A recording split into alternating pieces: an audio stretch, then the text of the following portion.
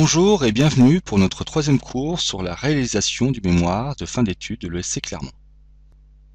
Dans le premier cours, nous avons vu les deux approches épistémologiques principales que votre mémoire peut suivre. Dans la seconde leçon, nous avons abordé les différentes méthodologies d'études envisageables, ou plus exactement les différents processus d'études. Cette fois-ci, nous allons discuter de la façon de définir son objet d'étude, soit qu'est-ce que je recherche ou qu'est-ce que j'étudie. En parallèle de ce cours, tout comme pour le second cours, et pour les cours suivants, c'est-à-dire les cours 4 et 5, vous devez impérativement lire le chapitre 2 de votre ouvrage de référence de la page 47 à la page 80. Pour la deuxième année de parcours Grande École, il s'agit sans aucun doute du chapitre le plus important afin que vous puissiez répondre aux exigences du document 1 du programme mémoire qui vous est réclamé pour début juin, soit avant votre stage de deuxième année. Diapositive 2.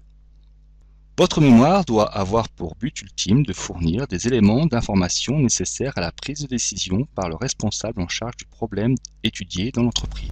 Exemple, la mesure de l'implication du salarié qui doit être utile au responsable des ressources humaines afin de déceler les éventuels départs. Le problème qui constituera votre objet de recherche s'intéressera à l'un des 4 objectifs possibles. Soit explorer ou comprendre un phénomène, soit décrire des comportements ou des situations, soit expliquer des relations entre variables ou critères de gestion, ou encore maîtriser un certain nombre de variables, leurs conséquences managériales, et aboutir à une décision. Pour chaque objectif ainsi révélé, il faudra passer au recueil et à l'analyse des données. Le type de recueil et d'analyse dépendra de l'objectif. Exemple, pour décrire un phénomène, le type de recueil peut se faire à partir d'un questionnaire et l'analyse par un traitement statistique descriptif, analyse factorielle, analyse hiérarchique, etc. Bien sûr, un mémoire peut avoir plusieurs objectifs comme explorer et décrire, ou décrire et expliquer, ou encore expliquer pour mieux maîtriser. Mais vous ne pourrez passer à un objectif supérieur que si l'objectif précédent a été atteint préalablement par vous ou par d'autres personnes. Ainsi, vous ne pouvez décrire un phénomène si celui-ci n'a pas été préalablement exploré. La partie que nous allons traiter dans ce cours et dans la leçon 5 consiste à s'intéresser à l'objet d'étude, soit à la raison d'être du mémoire. Diapositive 3. Lorsqu'on tape le terme « objet d'étude » dans Wikipédia, n'obtenons pas de définition mais un ensemble de sujets tels que la connaissance, les relations entre États, la campagne de la Gaule romaine, la parapsychologie, qui apparaissent en fait comme divers sujets d'étude. Exemple, les sciences cognitives comme objet d'étude pour comprendre le comportement humain dans les organisations. Mais alors, qu'est-ce que cela peut-il bien être en définitive? Tout d'abord, il faut comprendre qu'un objet d'étude est différent d'un thème de recherche. Le thème définit un champ général d'étude. Exemple, la vente par correspondance et Internet, ou encore l'entreprise en situation de crise.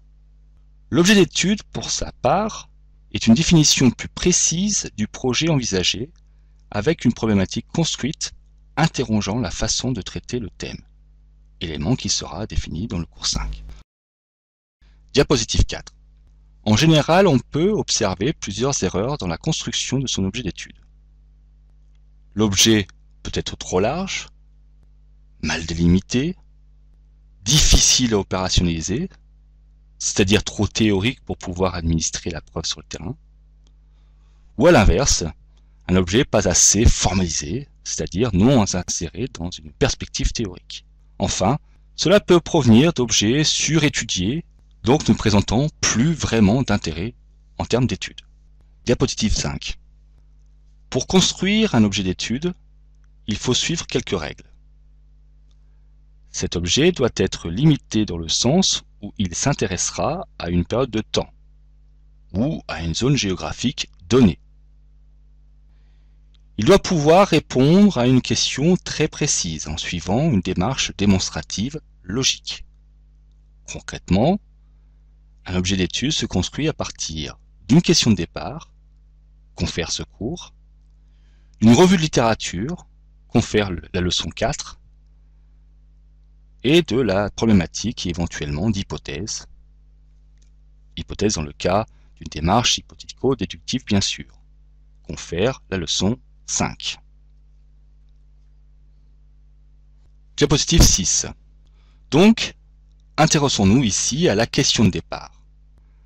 La question de départ permet normalement de marquer une rupture avec le sens commun, c'est-à-dire les préjugés. Formuler une question de départ permet de formaliser les idées qu'on a en tête sur le thème, préciser son objet d'étude, éviter de se disperser et de rompre avec les préjugés, mais aussi d'aboutir à une problématique précise. Cette question est malléable et évoluera selon les apports des lectures que vous ferez par la suite.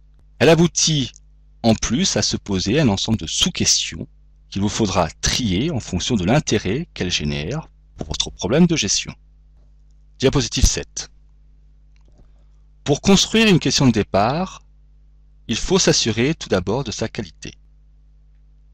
Ainsi, une question se doit d'être claire, c'est-à-dire qu'il faut poser une question précise qui évite toute confusion. La question de départ doit être réaliste, c'est-à-dire qu'on doit s'assurer qu'on dispose des connaissances, ou tout au moins des sources de connaissances, ainsi que des ressources financières, humaines, matérielles, pour répondre à la question donnée. Enfin, la question doit être pertinente, c'est-à-dire qu'elle ne doit pas déjà répondre à une question maintes fois investiguée. Construire une question, outre s'assurer des qualités ci-dessus exprimées, ne doit pas conduire à un jugement, mais à une compréhension du phénomène étudié. Enfin, être suffisamment large au départ pour ne pas s'enfermer trop rapidement. Aussi, cette question de départ doit être ouverte. Diapositive 8. Prenons un exemple. Dans cette application, nous décidons d'illustrer notre propos à partir du thème relatif au comportement responsable du consommateur.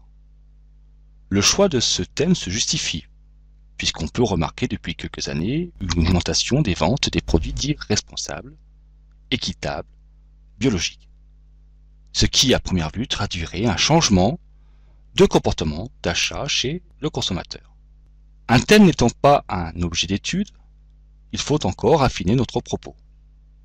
Aussi, nous posons la question de ce que nous devons ou voulons faire. Veut-on explorer le concept de consommateur responsable ou celui de la consommation responsable, ce qui n'est pas la même chose? Quoi qu'il en soit, voulons-nous explorer un concept, un phénomène, un événement, ce qui revient à chercher à définir et comprendre les concepts ici exposés.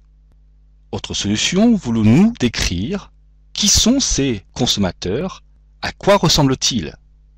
Ou encore, voulons-nous expliquer ce qui les anime dans leur comportement ou tout simplement voulons-nous disposer d'un modèle qui permet au manager de prendre des décisions par la mesure de ses comportements?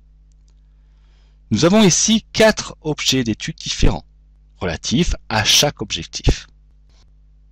Pour conclure, ce travail initial de formalisation du projet d'étude réclame de s'intéresser à un thème de gestion particulier et d'extraire de ce thème une question d'étude pertinente. Bien, dès à présent, vous pouvez poser votre thème d'étude et extraire de votre thème votre question de départ. Dès que cette question de départ sera posée, vous pourrez passer à la leçon suivante qui abordera la revue de la littérature. Travail qui vous permettra d'affiner votre projet d'étude, mais aussi vous permettra de répondre à certaines questions latentes que votre question de départ suggère. Je vous remercie de votre attention et à bientôt pour le cours 4. Bonjour et bienvenue pour notre 3e cours sur la réalisation du mémoire de fin d'études de l'ESC Clermont.